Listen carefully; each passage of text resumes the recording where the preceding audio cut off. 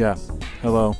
Welcome back to another very special episode of The House List. At this point in time, I'm pretty much every single episode is very special to me. They all seem like a huge accomplishment, and this is no different from that. Even in that, like, where I'm recording the intro is, I'm on my brother's farm right now. I'm in West Virginia. I just took a couple of trains down here from New York. The few hours almost after recording this week's podcast with my very special guest, my good friend and longtime collaborator, Damon Riddick, aka Dâm-FunK. Many know him as Dâm-FunK. And we had an incredible conversation right before he did a gig in Brooklyn this past weekend in his hotel, sort of bouncing around from the restaurant to the lobby. We went outside. So it's, you catch a moment in time that's really great. But before I kind of get into that, I'm here on my brother's farm, taking care of the farm for a week before while he and his family are away. It's a beautiful, kind of crisp day. I woke up this morning, started a fire, went and fed the goats. And I'm gonna go to the high tunnel and water the peas and onions. Peas and onions, I think, are in there. And just taking care of their dogs. So it's a nice, interesting departure from New York. I've been coming down here for many years. They've been here for years, a decade plus at this point in time, raising a family. It's a great escape from New York, and I definitely needed it. So I'm happy to be here. I'm going to get a lot of stuff done, writing and thinking, walking, things like that.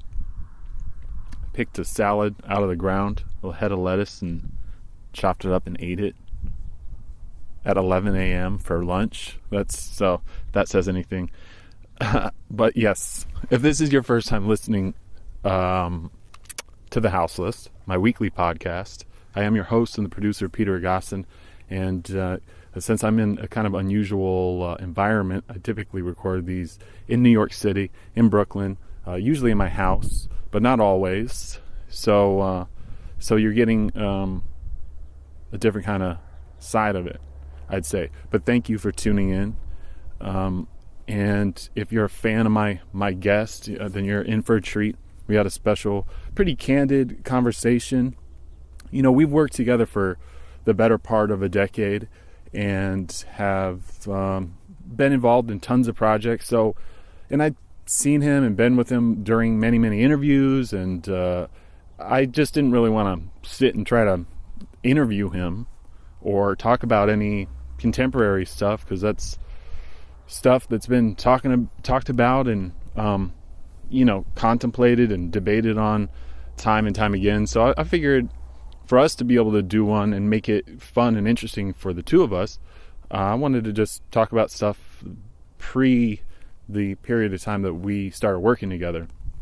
Many know him. If you're familiar with him, of course, Los Angeles, multi-instrumentalist, producer, live performer, record collector, connoisseur. He's an ultimate tastemaker, although I don't think he puts it out like that. I don't think that was ever really the intention.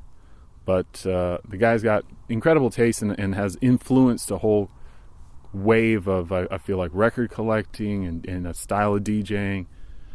So a lot of you know his seminal debut. It was a massive 5 LP release on the Stones Throw imprint, also out of LA, called To Each His Own. So I wanted to talk about stuff predating that. So, and I love hearing about people's childhood, their origin story, high school, middle school, because I feel like those are such defining moments of our lives, regardless of where you're from, where you grew up. If you're in music or not, I feel like those times for me were so critical to who I am today, especially in what I the career path I chose artistically, what direction I went in with all types of stuff. So yeah, we go into that, and it was really fun and funny and candid, and just talking about high school and growing up in LA and his time doing the comedy circuit, playing in bands, and how influential Ricky Harris, the late great comedian, was in that part of his career. It was really cool. It was very cool. So definitely stay tuned for that. I want to do a couple minutes to pay some dues, pay some bills. I think that's what they used to say, like Letterman, or back in the day before they would do their commercials. But just, especially if this is your first time listening to the podcast, you can catch it it's on iTunes. I try to do one a week. Please subscribe on iTunes if you can. It's listed as TheHouseListPodcast. Just go there, subscribe. While you're there, write a review, rate it. That stuff helps. And this is still a new project for me. So if you're feeling it, it goes a long way, and I would really appreciate it. It's also on the Stitcher app. It's on Google Play, SoundCloud. So there's definitely some mediums to check it out, especially if you're not, up and regularly listening to podcasts. If this is your first time.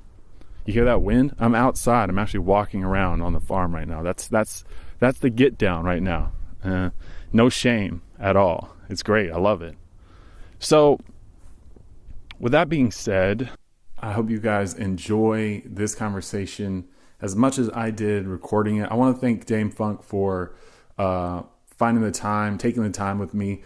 We did this at damn near midnight, which was great. I think it adds to the fun of the conversation too, So, I don't want to try to describe it any more than I already have. So let's jump into it here on the House List. All right, check it out, y'all. Knowing that, leading up to this, you were kind of getting ready for tonight. You have a gig tonight. Yeah. So, and you were kind of pulling records for tonight. So I was thinking, especially because it's particularly because it's vinyl too, and you're pulling records, and that's how we all started in that way. Mm-hmm. What, if you can remember too, what was like your first time DJing out, like whether it's a house party or whatever the first time DJing, not necessarily like booked in like a club setting, but I'm talking about like high school, that period of time. That's a trip. The first time that's never been asked before. But the first time I DJ'd was at a place that my friend Mel, Big Mel, lives now in Baltimore right now. He used to be a friend of mine. Well, still is. We grew up with each other, and him and his buddy Scott, his nickname is Skriz. They did a party that they tried to do some their own production company, and this was maybe like 94 and 93, something like that kind of thing, 94, and they booked a club in Eagle Rock. And it's a suburb of LA, like a little bit west of Pasadena. In 1993 and 94? Okay. Yeah. So Eagle Rock of today and Eagle Rock of 1993 and 94 is obviously like, those are probably two very different neighborhoods. Oh, most definitely. Heavily Latino, but a lot of people like kind of traveled there and to do different things, visit the malls and stuff like that. But they had this club, I just can't remember the name of it, but right when you get off the freeway coming out of Pasadena going west, it was a club that people would rent out. So my buddy Mel and Skriz, they rented out this place to like bring Cam, the rapper Cam. No way. Yeah. Yes. And his buddy Solo. And okay, I don't remember Solo. Yeah, Cam and Solo. Solo was a dude that was always with Cam, but Cam had just been hot a little bit, and I think he had Whoop Whoop Out or whatever, one of those kind of things, and they were going around doing shows, and so Mel and them booked it. So I was one of the DJs. My buddies knew I DJ'd because I just had records, but I necessarily wasn't really a seasoned DJ. Right. You know what I mean? I just had a lot of records. They knew you as the guy that, obviously Damon's got records. Yeah, he exactly. knows his shit. Like the homie that had records, you know what I'm saying? So, we did, the club already had the system. So, I did my thing. They had CDs too, a CD player. Nice, and, on the table with the turntables and stuff. Yeah, and did you play CDs? Yeah, I actually did play CDs too. Yeah, and just like, it was just weird. It was like it was so hoodish. The party had like mostly everybody from the projects that I like grew up like nearby. They all were there, and it was very Eagle hood. Rock, but you grew up in Pasadena, so Eagle Rock is not that far from Pasadena. No, it's like a bike ride over. You know what I'm saying? A little bit west of the Suicide Bridge, which is called Colorado Bridge to other people. It's in La La Land where they're dancing on this bridge. It's Colorado Bridge is a little bit west of Pasadena. So basically, so that scene from La La Land where they're all like jump out of their cars, is that what you mean? I haven't seen the movie, but I've seen previews of them on some bridge, and that's definitely the Pasadena Colorado Bridge. Okay. It goes across the Rio Seco, and then you look down, and the Rose Bowl is down there, Brookside Park. So so Eagle Rock is west of Pasadena. Is the next city over. Literally, it's like the next city over. So when they had that party, it was geared towards the hood. You know what I'm saying? So people from Pasadena drove to that Eagle Rock club, and what happened was that I never forget. I played DJ Quick's Dollars and Cents, and it cleared the floor. Cleared the floor. You know what I'm saying? And I can't explain it. I don't know why, but I mean, it's like the song was hot.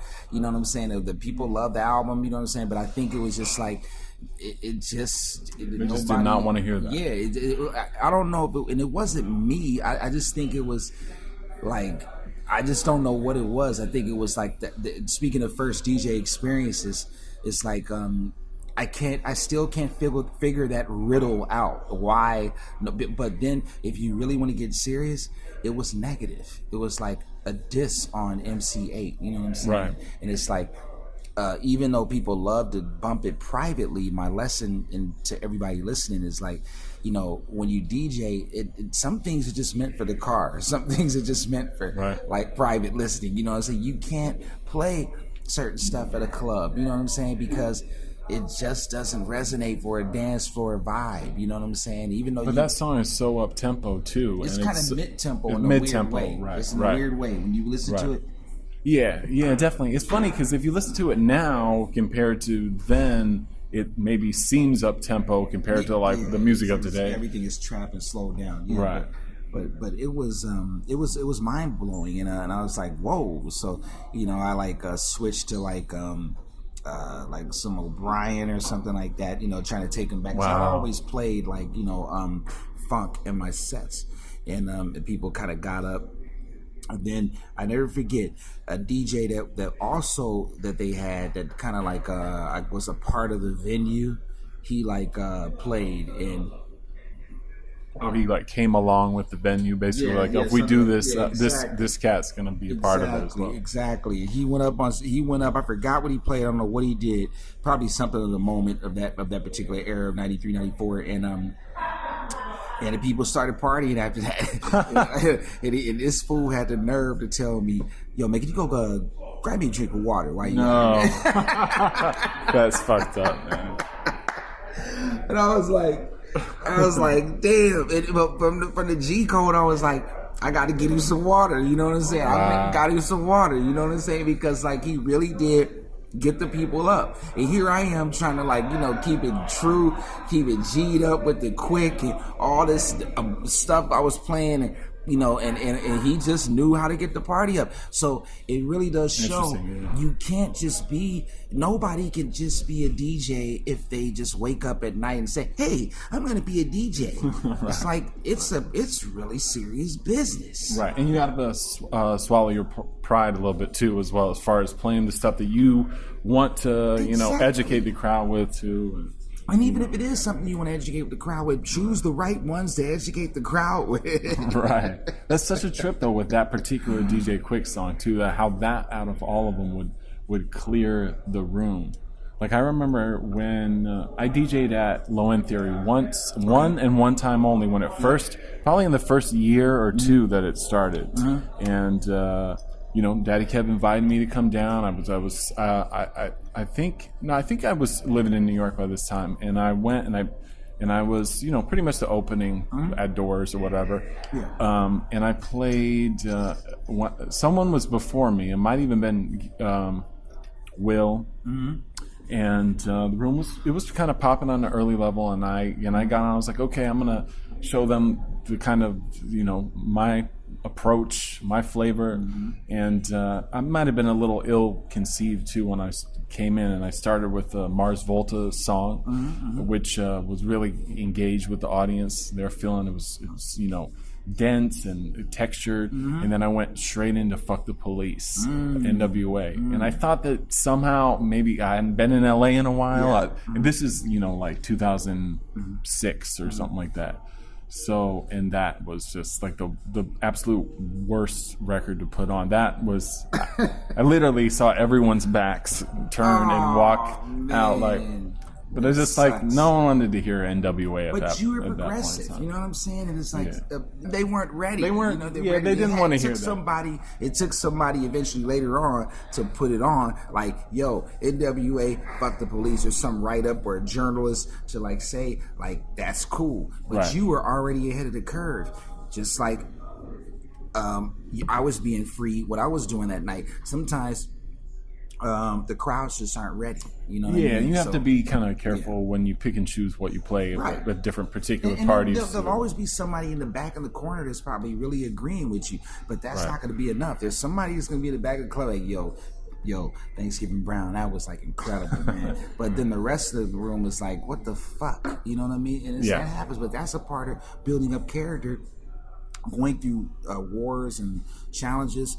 And trenches and being a DJ. If you really want to be a DJ where we and you come from, it's like, or even I'm not even talking about the kind of the DJ that scratches or mixes or blends the perfect way. I'm just talking about selection wise.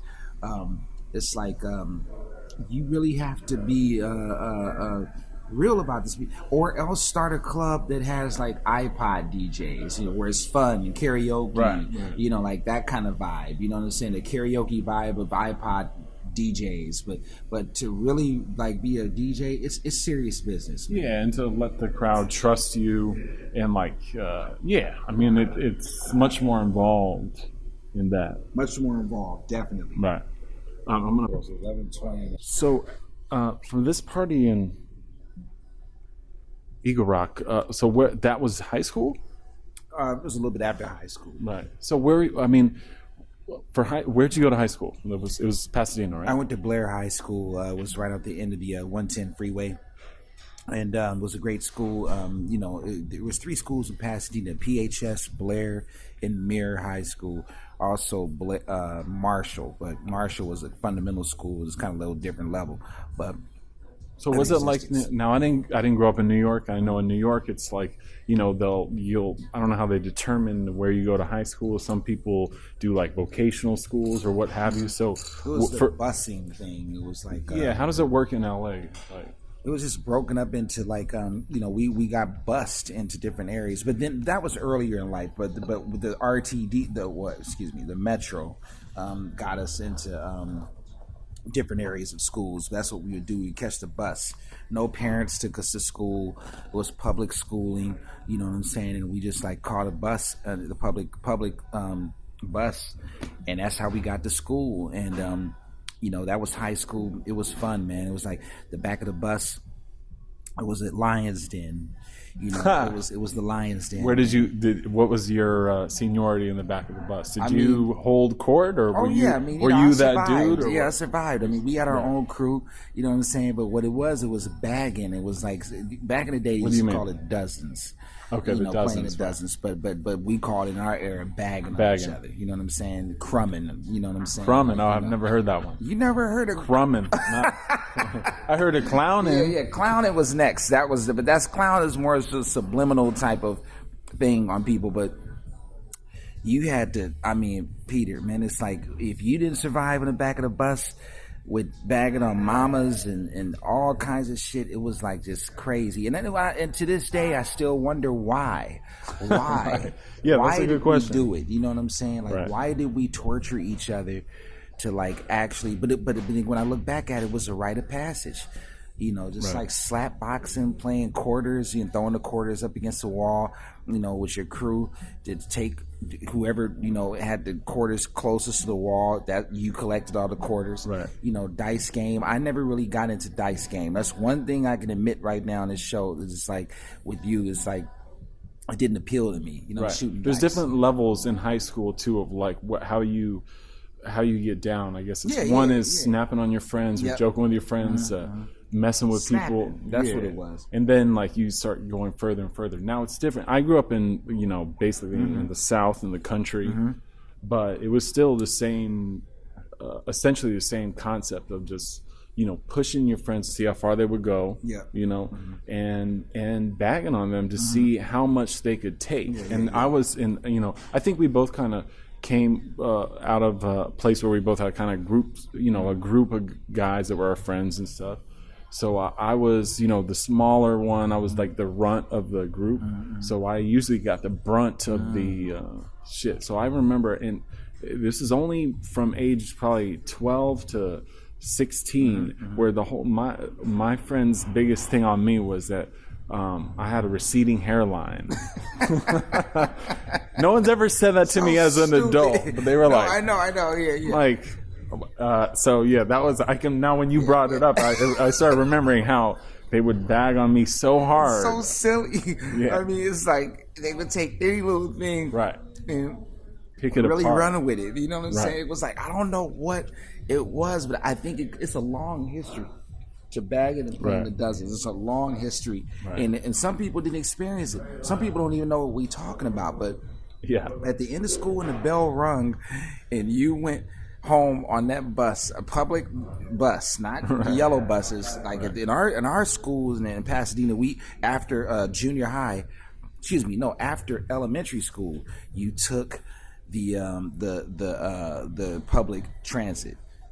Oh, you didn't even take a bus, a school bus? No, it was all RTD. It was called, that was Rapid Transit District. Oh, wow. So, we got the 187, the 167, the 268, all these buses. That's why I can't really relate. Now that we're speaking in New York right now, I don't know how the trains work, but I should. The kids go on the trains. I heard, but I wouldn't be able to relate to the trains. But I know how they would be able to relate, because the buses, we got used to knowing the numbers and what routes they took.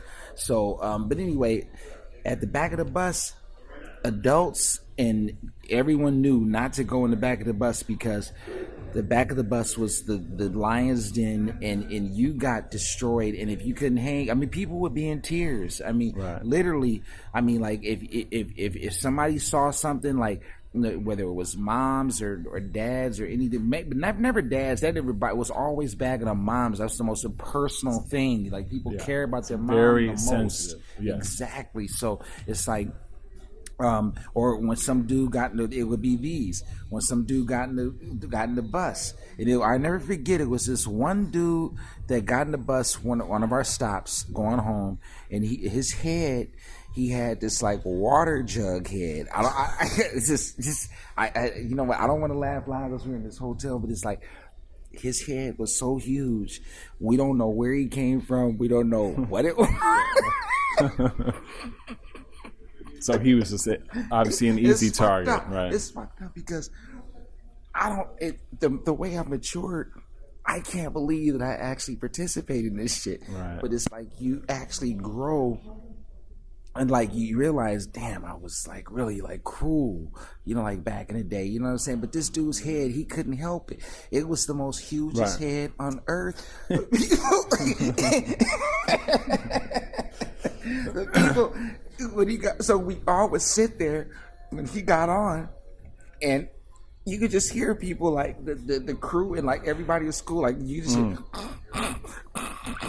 like trying to like hold their laugh. Right. So one of the guys in our crew, snot came out his nose because he was trying to hold in the laugh, and it was just mayhem, man. It was like so when you ask about like where I went to school and the types of vibes it was, man. It was survival of the fittest, man. I mean, I played football, I played track, I did, all that stuff. Yeah, I did all that, man. But football sucked. I mean, but I stuck with track. A lot of my crew was into the ladies, you know what I'm saying? So we just kind of like wanted the jersey, you know what I'm saying, a Letterman jacket, you know what I'm saying? We didn't give a fuck about that fucking football shit, man. We really didn't. You know what I mean? It was all about the girls. Yeah. And girls run track as well. Well, but we didn't care about them either. It was it was more about the girls that were outside of it that looked at like watching the sports guys. Then I think my crew realized we're not jocks. Let the jocks be jocks, you know what I'm saying, by maybe like 11th grade. And we just knew we were just for the ladies, you know what I'm saying? So jocks were jocks, but then you had this middle ground where like now I can look back at this, you had the middle ground of like cats that just knew how to mac, you know what I'm saying? Like knew how to get the girls. They didn't have to play sports. They just knew how to dress fresh. They knew how to have the right kind of music. They knew how to have the right fresh haircut. You know what I'm saying? And that's Jerry curl back then, and which is taboo now. But in California, see, you guys have to understand. And much love to your show, Peter. But it's like in L.A., if you didn't have the rockin' Jerry curl, you was not the business. Well, I mean, you're talking the curl hanging on the shoulders, right?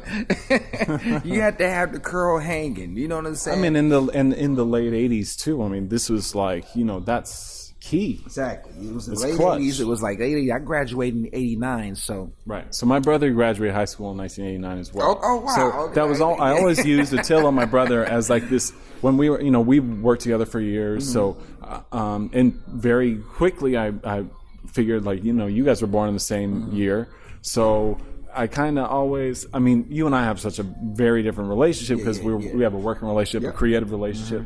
But, I'm 8 years younger than my brother. And so I always remember his friends. He ran track. I ran track too in high school. Cool. Right on.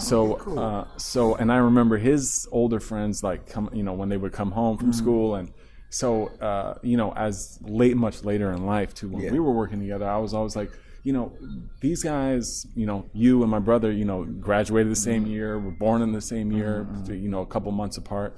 So it was always kind of this particular graduating class or or age range where right before the 90s. Yeah. So it was still like where it all flipped.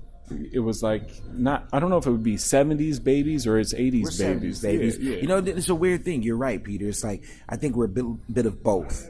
Because, I mean, if you're 10 years old, 1981, you're still an 80s baby too. It's because in that period we are still watching. If you're 11, you're still watching Scooby Doo on Saturday mornings, right? And, eating Frankenberry cereal, watching those commercials. So it's like you're still a part of that. So being born in '71 was interesting because you're too young to like really remember the Flower Child, era. You know what I'm saying? Right. But you knew it existed. But Sly Stone was in the house. Ohio Players is in the house, but you were too young. So, but then eventually as you started getting older, at my household, I started realizing, listening to 1580 K-Day and hearing commercials on the radio. Literally, I remember, and I swear to God, and I'm not bullshitting you, I remember sitting, because my parents would be asleep, and I was like I'm an only child, so my parents would be asleep, and we were actually well-to-do. That's the thing that people don't. I want to say one thing. A lot of people always, I don't think enough stories come from people like myself that weren't like poor, or like not like ghettoized, you know what I'm saying? It's like my dad worked a great job. He worked at Lockheed, you know what I'm saying? My mom, they worked at a job at Bank of America. I was a latchkey kid, you know what I'm saying? Like growing up on my own, but still, I was still, but before even that point came, I was a kid that had like great Christmases, with toys abound. Now, my parents took a lot because they came from a generation that didn't have. So I was the first generation that the parents tried to give to the kids to make sure that they to make sure that they saw shit that they wanted their kids that they wanted to see when they were kids. You understand what I'm saying? Yeah. So when Christmas came along, they got the gifts. I was able to tear open those gifts. I remember it almost like in slow motion, like the paper flying everywhere on Christmas morning with them taking long, filming it, taking pictures. You know what I'm saying? That shit like doesn't get covered. You always hear about the NWA, CNN in the streets and all that shit. It's like there were great times in black families, Peter. You know what I'm saying? Some people actually did work at McDonnell Douglas. All these other companies, people started making money. That's why a lot of the funk came from some of those places like Dayton, Ohio. Right. I'm gonna go back to LA in a minute, but even Steve Arrington explained to me that some of the families like back then, they started having money because the parents were working. There were jobs available. Right. There were actually jobs available. So when the excess money that was around fueled the kids getting instruments, DJ equipment, toys, like interest, cleats,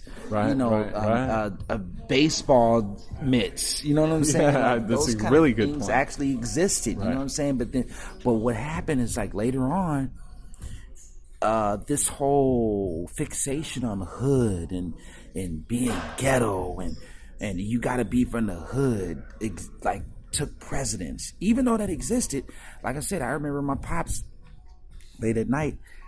One time somebody got shot in front of our house, and he was the one that nobody else, fucking idiots in the neighborhood, knew how to do mouth resuscitation. Wow, so from him being the Air Force, he knew how to do it. So he had to give the guy mouth-to-mouth resuscitation and try to bring the guy back to life. Was he able to resuscitate him? I don't remember. Right. I can't remember. But do you remember him going out there and doing it? I stood there looking at him. I'm like 7, 8 years old. You know what I'm saying? Like this is in my same neighborhood that we were doing well in, but yet still across the street we had the projects. Right. You see what I'm saying? Yeah. So what happened was that some of these neighborhoods, Peter, in Pasadena, LA, different areas, there were already well-to-do families, but some of the government and different people set up projects that were built in the middle of these neighborhoods where black families were already middle class doing things to do. So they accepted it, like, okay, yeah, cool. They look great. The projects look great. Just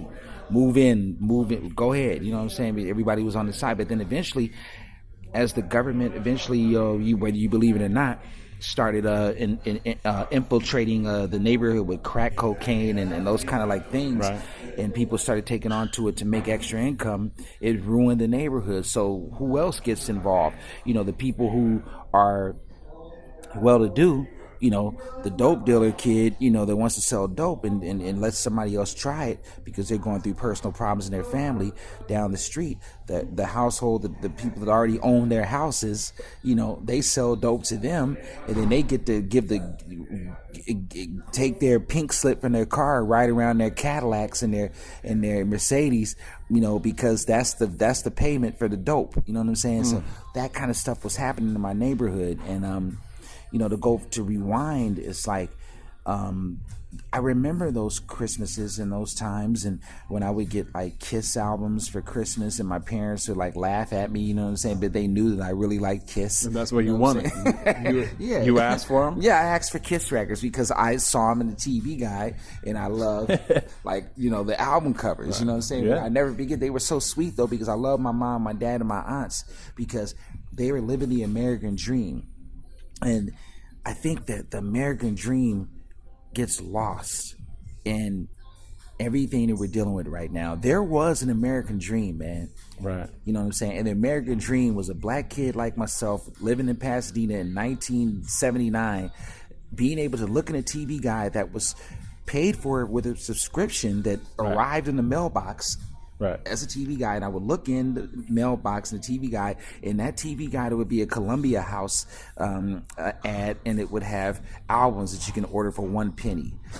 And when I looked at the record covers, I looked at Rush, Kiss, different groups, and I put in a penny in my envelope, and I sent off for those, and those records arrived in the mail. They came back? Yeah, wow. They arrived in the mail. Because people associate that with the CDs later. Yeah, but, I mean, exactly. it was LPs though.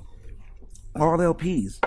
And when I would get these records, I would put them on the turntable and I would listen to them, and that's how I got familiar with different styles of music. So you were picking them because of the artwork? Yeah, mostly for the artwork, but I would see commercials too. But mainly, I think what happened was, and this isn't the importance of having great parents in your life.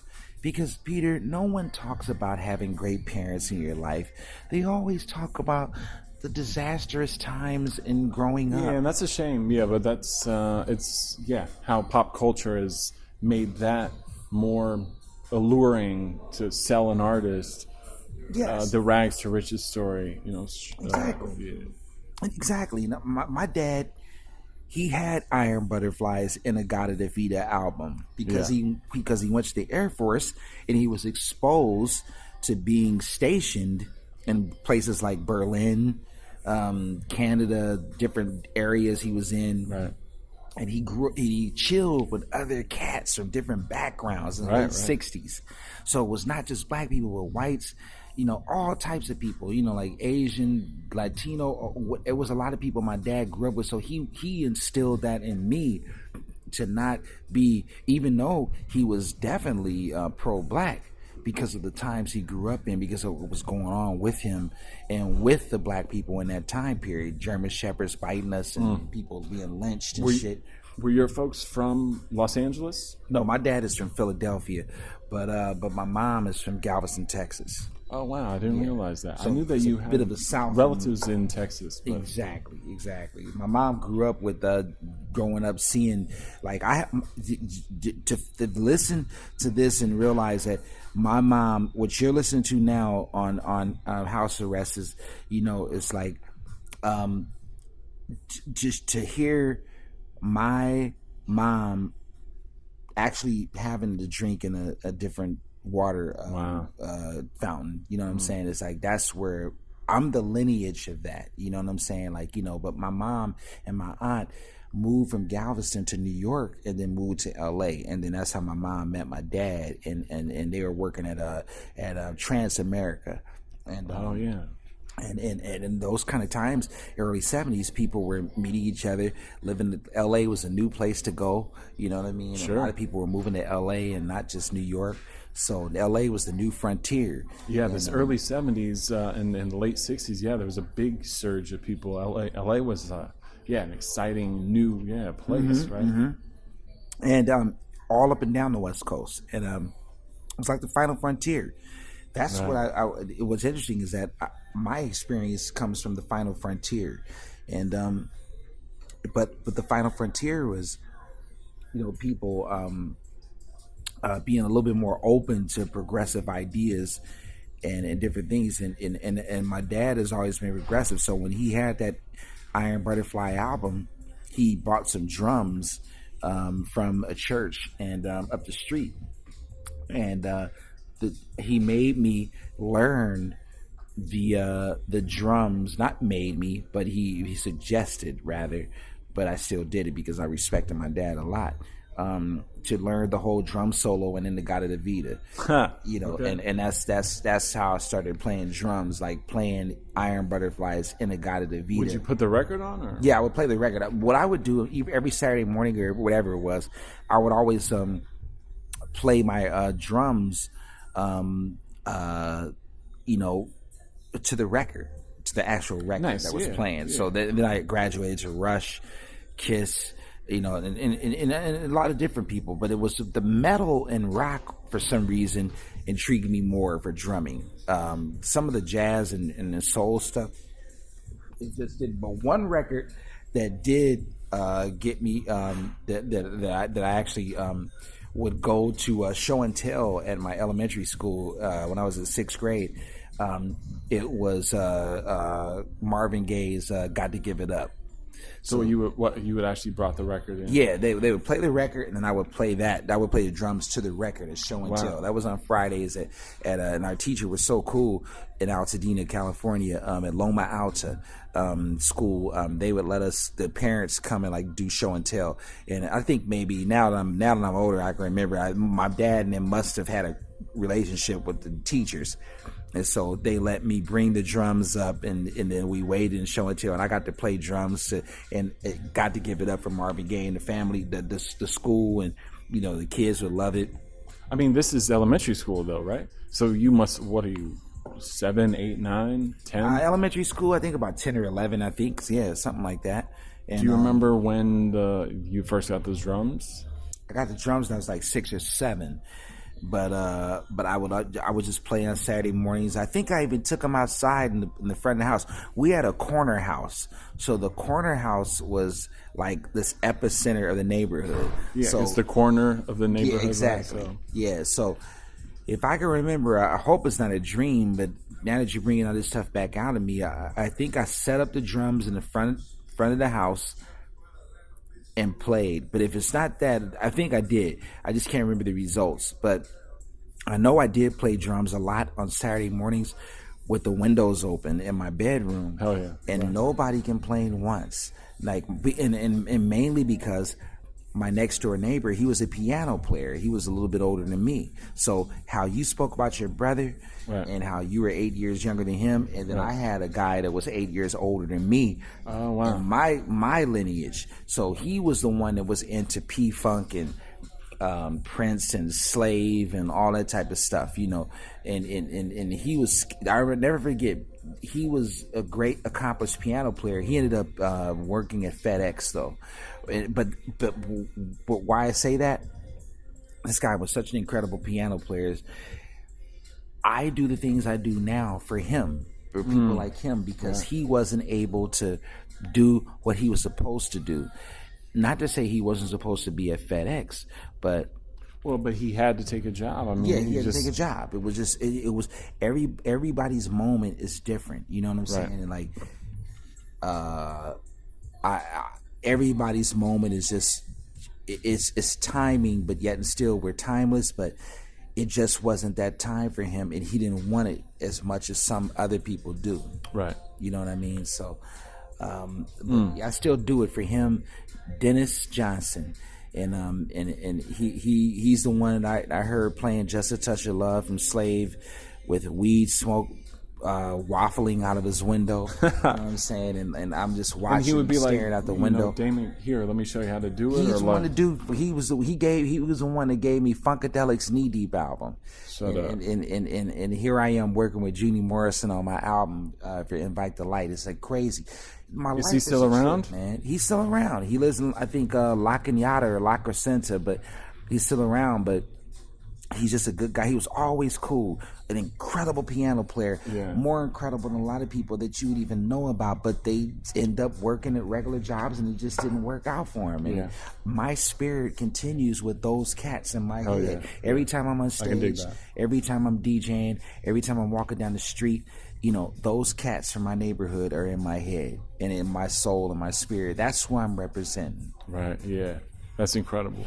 So another thing I wanted to talk about is kind of jumping ahead a little bit, but this still pertains to early days of playing, and I don't know how much it's even a part of your recording history too, is just the time where you were sort of gigging around with groups, and there was like you had a couple bands and you were doing the circuit, like sort of the live session band stuff, not the in a lot of interviews, and it's been reported of your recording session work, but I'm talking about comedy clubs, the Ricky Harris, the comedy club stuff, but Beta Soul.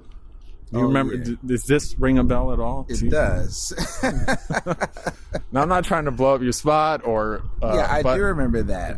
But that is part of that comedy circuit time, right? Yeah, it is. It's there's a few different names. That jambalaya, different little things. You know what I mean? A cat named Hammy. He was great. Marquise there. Hammy. Yeah. He had his own album. and he had an album out on the Hughes Brothers label. Back in the day, cool. But he was also in a group called Real to Real that was produced by Leon Silvers III on Arista Records. Did you meet him through Leon, or was it the other way around? Marquise Dare on actually, aka Hammy. I met him via Ricky Harris, the comedian that passed away. The late great comedian. Yeah, exactly. The first one I actually think he was the first host of Def Comedy Jam. If I'm not, he might have been the second or first. I don't know if it was Martin or Ricky. I don't remember, but I got to double Def Comedy Jam. Ricky Harris, and also was on the Snoop albums as DJ Easy Dick and all that type of stuff. It's just timeless hip hop shit right there. It's a trip, man. It's like, I have a connection with a lot of cats, but it's like I don't talk about it that much. But it's like during that period, I was just working with people. Knew I had equipment in my studio in Pasadena, right? So you know how they do, so that attracts all types of folks. Exactly, you know what I mean. So some rappers would come by, and like one of the rappers, was a cousin of Ricky Harris. Okay. So I had started doing some work with him, and then Ricky caught on to it, and he had already put out groups like the Dove Shack and and stuff like that. When you say put out, like he somehow managing them. So he had like kind of cultivated them as a group or something? Yeah, exactly. I didn't realize that. And then I think they were on Warren G's label or something like that, or G-Funk Records. I don't know what label it was. Yeah, because eventually they would put I think they had a Def Jam album out. Def Jam, exactly. After Warren G's. Yep, because Def Jam was checking for the West Coast at one point, real heavy. Right. But particularly Long Beach because of Dre's dominance at that point, in the early 90s. So, I was in the group with, like the Beta Soul stuff and playing drums. Drums was my main instrument, and that was my first instrument but with the keyboards were in the household when I grew up. I started playing the organ with a little drum machine on it. Then my dad bought us some mall. When back in the day, kids don't know about this listening, but adults do. But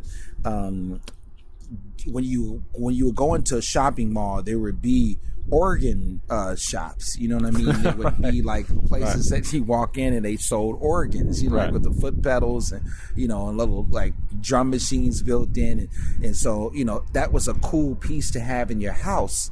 That's funny. The organs did have little drum machines built exactly. into them. You know what I'm saying? They were like big. They had the speaker on it. Yeah, a lot of it was for churches. And exactly. Stuff. Yeah. But they were for homes too. Right. And they had like synthetic sounds, and there would be organ places there. And what happened was that I learned how to play keyboards there, and then eventually, these kind of experiences led me to having studio equipment in my room, and then so cats would get down. So anyway, beyond that, it's like Beta Soul, and John Belaya, Ricky Harris would actually play percussion with us in some of the shows. Yeah, like he'd hop on jam with you guys. He actually bought us bongos and would do that. But I was actually playing at the Regency West in Leimert Park. So what was that? That was a bar or a club? It was a club. It was a comedy club. Okay. The Regency West was a comedy club, very respected in L.A., in the Degnan district of Leimert Park area. Right. And a lot of people like the late, great Robin Harris. Yes, incredible those comedian. Places. Yeah, exactly. Also, Leslie Jones, if I'm not mistaken. Right? She was there, yeah. SNL, of course, now she's very famous for SNL, but she came up the ranks there too, if I'm not mistaken. Leslie Jones performed there. We were I was the drum guy.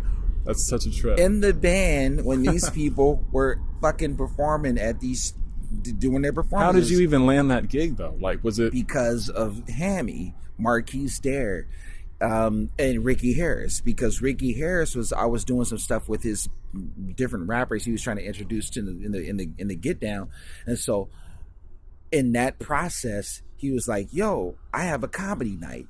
It was Ricky Harris's comedy night, but another young lady by the name of Monica, she, I guess she had money, you know what I'm saying? There's always, everybody listening, there's always somebody out there that has money, you know what I'm saying? They can do things and start something, and then it's your job to, get moving and get into that and be a part of that, you know what I'm saying? Yes. So she had the money.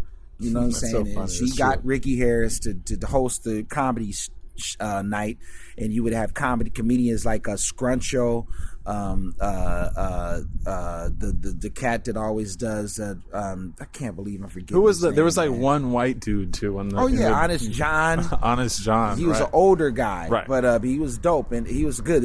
Everybody gave Honest John respect. Right. They never heckled him or booed him because he was so. They respected the fact that he came down to the hood to do his comedy. He was like a George Carlin. Right. You know what I'm saying? He was like I don't want to say poor man's George Carlin, but he was like the alternative to George Carlin. You know what I'm saying? Right. And not a lot of. I mean, this is early '90s, if I'm not mistaken. Mid '90s. Mid '90s. Yeah. Or early, almost to 2000. Yeah.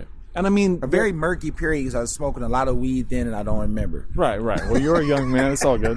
But in comedies, in the for the sake of comedy too, I mean, there's a big, difference between, say, the Comedy Store where you and I met at one time, as opposed to Leimert Park too. Leimert Park was below the 10 freeway, and they had a lot of comedy clubs. This is where Total Experience is, where Red Fox and all those guys, got down because before you get to Hollywood, there was a Chitlin circuit, if you will. Sure. You know what I'm saying? And I can't believe that I'm still using that term, but it really was a Chitlin circuit. You know what I'm saying? It was a circuit. It doesn't mean you're eating chitlins, but it means that there's a level that you're at before you can go into the Hollywood clubs. Right. And so these guys like Mike Epps, all these guys, they lived in an apartment together. Really? Not even, he would talk about it. I remember Mike Epps, with me and the band, me, Hammy, my man Keith Eady, in my group, The Light. And by the way, Keith is who gave me the name, so I have to shout out Keith. I had him 5 minutes before I saw you tonight, and was like, Keith, what's the name of that group again? Okay, all right, so dope. Shout out to Keith. Mm-hmm. Day was in the band. We had a guy named Ed Neal, older cat, who from Compton. He was a keyboard player.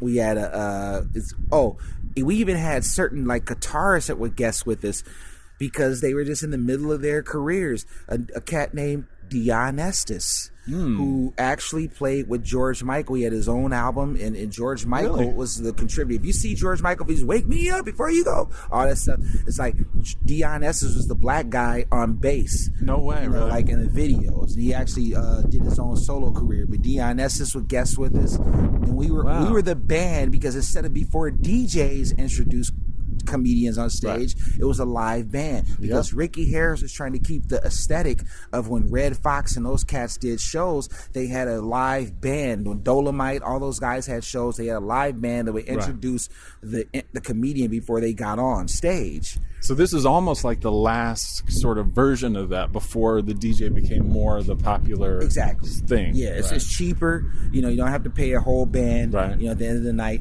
I remember nights, boy. I mean, there were nights that I would drive, my car would break down before I would go to the show.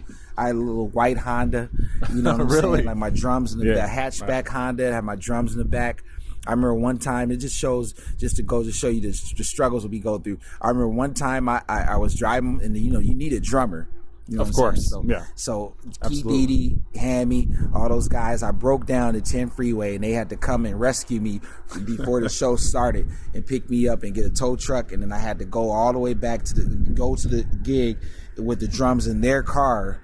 To make it so that we can play for comedians coming on stage like Ricky Harris, Mike Epps, Scruncho, the guy that work with me, because I'm we're mining it. But the guy who played Big Perm on Friday. Friday. He was a comedian. He would go to get on stage. Like I said, these people, we were responsible for the music. And one little experience I could share with you. I remember one night, my first thing is that during that time period, Peter, is like, I was like, man, I got to get out of this shit. You know what I'm saying? I got to get the fuck out of this shit. I got music. So this is like, you're doing it for a couple of years? Yeah, or a year, I'm doing it a couple of years. You know what I'm saying? I mean, it's like, I loved it. It was cool. I needed money. You know what I'm saying? Right. And plus, I just wasn't one of those kind of cats that didn't want to have no money being a struggling musician. I like to take my girls out for dates. So I wanted to have money in my pocket. So, some cats these days, they live with their, grandparents and cipher off of them. You know what I'm saying? I'm not siphoning off of them. Right. I'm not dissing that, but that's just back in when I came up, you had to get money. You know what I'm saying? You know, you couldn't be just chilling. You know what I'm saying? So I had to find any way to get money. So that gig was like $80, like every Thursday night. You know, playing you can drums. bank on that. Yeah, exactly. And that $80 is important. No question. You know what I'm saying? Yeah, So I had a little small apartment on Adams and Crenshaw, a little studio, and that would like fund me for like, you know, having my dream alive. And you know, I would do those shows, and I remember us all waiting for the money at the end of the night in the alley. You know, at the end of when the comedy show was over, like, we gonna get paid. What's up? You know, we would just get our cheese and go on. But it's like those memories that you're bringing up right now for me on your show, man. It's like it reminds me as I'm standing out here in Brooklyn right now, you know, talking to you. It's like to be in a position right now to, you know, be, you know, in the forefront of like, you know, responsible for, you know, instigating a movement which is called modern funk. You know, I never expected it to get this far. You know, it's like, you know, when I was, you know, doing this music, man, I never thought that people would actually check for it and, you know, and try to bring funk alive again, and boogie and disco and all that stuff, because, you know, at that time, you know, people was only into hip hop, you know what I'm saying, which I was a part of the hip hop scene. Sure. But I mean, you were still, you know, immersing yourself as far as the records that you know and play now, like back then, though, right? As far as funk, I mean, I never stopped collecting. Yeah. I was always collecting records. That's what some of the guys would laugh at me about, because I was so into funk.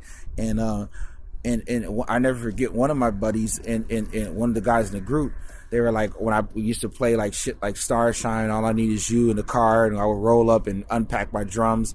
They're like, that's that What's Happening music. The TV show What's Happening. Yeah, that's what they would associate that with. You motherfucker. That's so crazy. But I'm like, but I knew it was the future. Right. And I never gave up. And I always say, I said, I'm not going to let people distract me from what I know is the future. I knew that the future was respecting 80s style funk and not just 60s and 70s funk. Right.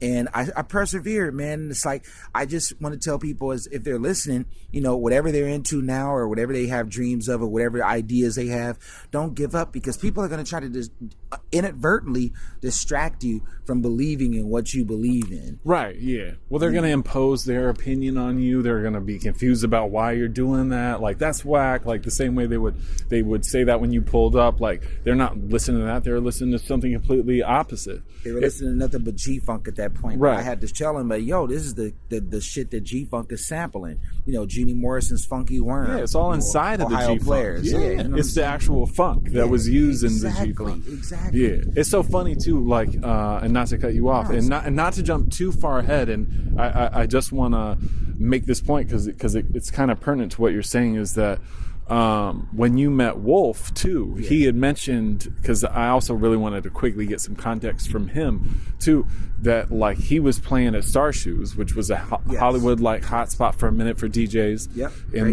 the mid 2000s, on what was normally known as like a 60s 70s funk night, but he was playing stuff 80s funk. He actually opened up the envelope. Much props and respect to Wolf, because he actually was not afraid to play stuff from the 80s, but rare joints. He wasn't playing a lot of the well-known stuff. He was playing rare because he collected a lot of, he was a heavy collector. So he was actually introducing a lot of that sound with synths and electronic, you know, things. Right. In that platform that Star Shoes had at that point. Right. And he said that was the first time y'all met. Yeah. There. That's where we met. And I never forget, he had a release party for Dudley Perkins, and I came, and you know, this is one of the last Star Shoes, and Dudley was very shy, and he didn't want to like have the light on him, you know, but I was just noticing how, you know, this is something, and it was beautiful, and it's like, right, you know, I like the fact that Wolf was he didn't bend to, like, you know, just playing the stuff that was already like loved at that point. It takes when you take risk, Peter, and anybody listening, you have to take risk. You know, the risk is so punk. And when I say punk, it's like punk rock. You know what I'm saying? It's Sure, like, yeah. you know, that's why I respect the genre of punk and metal and all the other genres out there that took risks, because you have to go punk sometimes, man. You know what I'm saying? Because if you don't go punk, you know, you're just going to be like everyone else. No question. And you have to be able to break that ice a little bit, because that's how you'll find your path as well, you know? Exactly. You want to walk up a little bit? Yeah.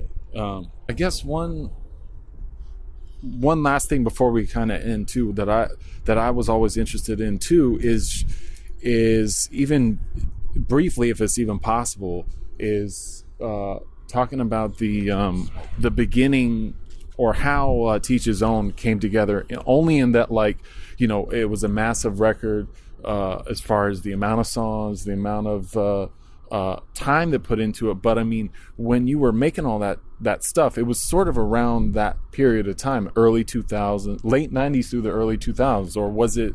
Because it wasn't a concentrated effort as like Invite the Light was. So it was a record that you had amassed a lot of material.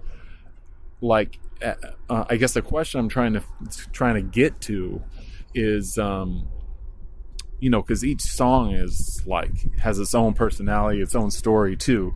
So like, how over the course, how much time was it that passed in making those songs and making that record up to the point of it being released? I mean, is it like 10 years or something? Yeah, it was around 2006 and 7 when I started making the stuff for To Each His Own. And I was in my garage. I set up a studio in my garage when I was fortunate enough, you know, me and my lady, we bought a house, and you know, we were in the Leimert Park area now. So I had already transplanted from Pasadena to Los Angeles. I just felt that Los Angeles was better for me because, you know, I was probably gonna kill somebody in Pasadena, to be frank with you. You know what I'm saying? I don't mean to say it like that, but it's like it was getting rough. And you know, I saw a bottle busted on my garage driveway, and something as petty as that wouldn't alarm anybody else, but I'm the type of person that, like, you watched someone bust it? No, I just came out and I saw it, you know, and it probably wasn't even directed towards me. It was just friction going on outside with other people. But, you know, it's like, I just realized, you know, it's time to get the fuck out of here. You know what I'm saying? You know, Pasadena is great. I'm always going to have my connection to the city, but it's like, you know, the thing is, hey, we're in Brooklyn. It's all good. Right. But it's like, you know, the thing is that I said, you know what, let me get closer to the music. Let me get closer to, you know, what's really going on with what I'm trying to do in life. And that's when I hooked up with Binky Mac and Mac 10 and Who Bangin' Records, and I started doing session work with them. And you know, much love to Binky Mac of All From the Eye. You know, he gave the Eye, yes. Yeah, he gave me the opportunity to start doing keyboard sessions with him, and that's how I started doing stuff with MC8, Road Dogs, of course, you know, West Side Connection, which obviously is Mac 10. Yeah, and it was a song called "Let It Rain" that I did some keyboard stuff on, produced by a cat named who, rest in peace, just passed away. He's a great artist, and he was down with WC.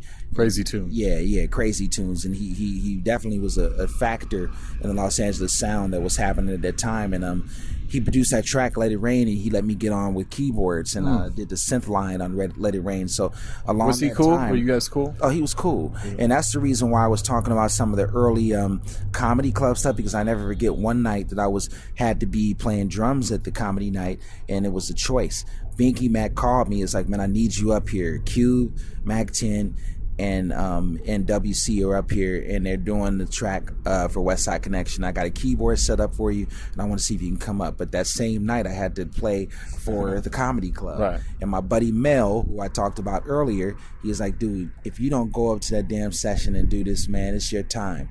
So I said, fuck it, I'm going. Wow. So I left the comedy club, and they didn't have a drummer.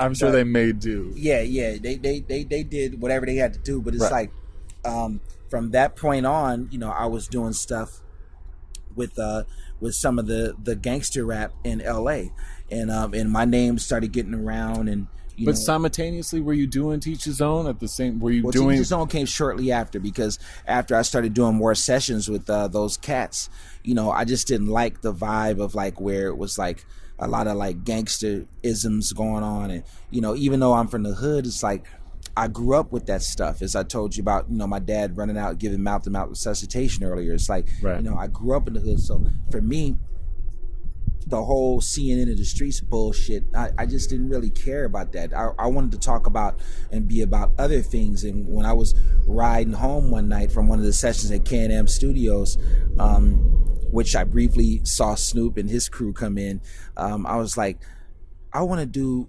my own thing in funk. And when I rode down the 405 freeway back to my home and I was listening to Nobody Can Be You from Steve Arrington, the lyrics in that song made me wake up, and I said, I'm done. I'm just going to start doing funk now, and what I really love. I don't need to be sitting behind cats talking about their exploits, blasting on people. You know what I'm saying? Yeah. It's like, I just wanted to do my own music. So to each his own, MySpace came. I started putting tracks on MySpace, and then Wolf discovered some of the tracks, and I was working at different day jobs at the same time, posting more and more tracks on MySpace, and then he discovered them, and that's how I kind of got in the game. It was one after another. Like, were you consciously working towards something, or is like, because even it's been so long since I really sat with some of those songs too, because you've done so much since then as well. But I mean, going back, especially like on my way here, I was listening to I Want to Know, which is such a that just takes me back to such another era of like your career too. But I mean, you had already, but where you were at when you made that song is very different from where you were at when it came out too. I was in Leimert Park just dreaming, you know what I mean? I was working at Office Max delivering office supplies to people, and I was making those songs on my lunch breaks. I would take the Office Max truck and just and when I was finished my deliveries, I would just, this is before GPS and any job can spy on you on what you were doing. So when I acted like I was done with my deliveries, I would be recording songs and I would upload them on MySpace and then get back to work and turn in the truck. So that's the kind of things you got to do sometimes, y'all. It's like, you gotta do what you gotta do, and it's like Wolf discovered some of those tracks, and then that's when I got offered the remix to Burn Rubber from Baron Zinn, right? And that's when the whole thing kicked off a stone's throw. So that's how it all went, right? And that's all like that's well documented stuff. So I appreciate us just being able to get together, and we were bouncing around. We're outside and on the street in Brooklyn, which is great. And just talking about some of the early days and seminal days and stuff. So, but you got a gig tonight as well. Yeah, I got a gig with Quantic tonight, and I'm going to go ahead and do that. It's been a great time in New York. New York is one of our biggest markets, and we did some research, and they showed that New York, for some reason, they buy most of my music. I don't know what that's about, but whatever it's about, I appreciate it. And it just goes to show you, any artist that's listening right now, if you're from a certain particular city or region, don't just focus on that particular city. Go out, share your music with other people, and be open to letting other people check out your stuff. You don't have to be a hometown hero. You could be a worldwide hero. Yeah, absolutely. Yeah, and I feel like that even the material, going back to Teach His Own, obviously like struck a chord with so many people in so many different places, and we could talk about that forever. We could talk about like just LA stuff forever too, but I appreciate your time and doing this with me, man. Thank you so much. Much love, man. Much love, Peter. Sure. Keep on doing it, man. Yeah, we'll do. Much love, everybody. Thanks for listening. Yeah, Peace, thank y'all. you. Thank you for your support all over the years. That was awesome. That was incredible. I want to send a strong shout out and thanks to my man Dâm-FunK, Damon Riddick, for taking the time to sit and chat with me on the podcast. Good looking out. That was an awesome chat. We were laughing, we were rolling, and it was just super cool. I'm very appreciative of my work with him and of having him on the podcast too. Hope you guys enjoyed it. If you did, please subscribe on iTunes, subscribe on the SoundCloud page, And I was just checking out the SoundCloud page as well, because I can see some of the stats and the data from that. And while most of the listeners are in Brooklyn and New York City, and split between that and Los Angeles. There are some people on the check-in from some other spots, so I want to send a shout out to them. Had a nice range of listeners in Mexico. Had someone in Granada listen to almost all the episodes. Shout out to the people on Humboldt. There's always been a lot of people in Northern California that have been checking these, and different spots throughout. So I have some folks in Philly and Chicago and different parts of Virginia, where I'm from originally, Sheffield in the UK. When I went there one time DJing. So lots of little spots, and I just want to let everyone know how much I appreciate you listening. It is also on the Stitcher app and on Google Play. So I've tried to make it as available as possible. It's still a new thing. It's still a DIY thing. All the episodes are edited and engineered by my man CJ Stewart out in Humboldt County, California. So he has been holding it down. He's the glue that keeps this together. So as I run and gun and try to record these in different locales, I'm still on the farm. I'm loving it. It's great. I'm decompressing. I'm laying low. And I'm working on some projects that'll hopefully see the light of day, and working with my bands and all that stuff. So again, thank you guys so much for peeping these out. There's 21 other episodes that you can seek out and source out of all different kinds. And yeah, just check them out. Thank you guys so much. I'm going to play something from Dame's catalog. I don't know what it is yet, so I'm going to just ride it out. And we probably threw something at the beginning of the episode as well. So just some joints to kind of give you a little context. I mean, this dude, it couldn't be a more unique and, I don't know, layered kind of artist. He's pulling references from so many different places over the course of his life and his career. And I think that this conversation it accomplished what I hoped, which was to peek into a part of his life that is the more, regular old human upbringing lifestyle thing that we all kind of go through. I think in the lens of music journalism and sort of how it can be sensationalized too, we tend to get focused on sound bites and press releases and the campaign of a certain project, the here and now. So peering into the past a little bit, I think it reveals a lot of where we are in the present and where we can go in the future, especially in the arts and in music, and in particular with an artist like Dame, who is kind of in a constant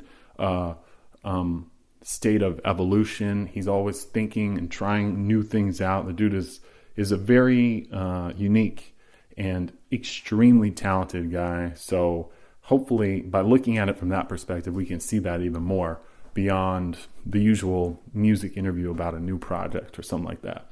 So again, thank you guys for peeping out the weekly podcast produced by me, Peter Agostin. It's called The House List. Check it out and keep checking it out. And y'all just keep doing your thing. I'll see you guys next week. All right, peace out.